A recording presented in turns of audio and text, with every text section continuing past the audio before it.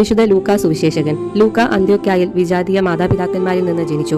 ഏഷ്യയിലെ പ്രസിദ്ധ വിദ്യാലയങ്ങൾ അന്ന് അന്ത്യോക്യായിലായിരുന്നതുകൊണ്ട് ലൂക്കായ്ക്ക് നല്ല വിദ്യാഭ്യാസം ലഭിച്ചു. ഗ്രീസിലും ഈജിപ്തിലും യാത്ര ചെയ്ത് വിജ്ഞാനം സമ്പാദിച്ചു. പൗലോസ് ലീഹ ത്രോവാസിൽ നിന്ന് ഫിലിപ്പയിലേക്ക് പോകും വഴി ലൂക്ക മാനസാന്തരപ്പെട്ട് അദ്ദേഹത്തിന്റെ കൂടെ പ്രേക്ഷിത യാത്രകൾ നടത്തിക്കൊണ്ടിരുന്നു. 53-ലോ 55-ലോ ആരംഭിച്ച ഈ ബന്ധം സ്ലീഹായുടെ മരണം വരെ നിലനിന്നു. കേസറിയായിൽ വെച്ച് കാരാഗ്രഹത്തിൽ അടയ്ക്കപ്പെട്ടപ്പോഴും റോമാ യാത്രയിലും ലൂക്ക അദ്ദേഹത്തെ അനുയാത്ര ചെയ്തു. കൊളോസിയർക്കുള്ള ലേഖനത്തിൽ സ്ലീഹ വിശുദ്ധ ലൂക്കായെ എന്റെ പ്രിയപ്പെട്ട വൈദ്യൻ എന്ന് സംബോധന ചെയ്തിരിക്കുന്നു.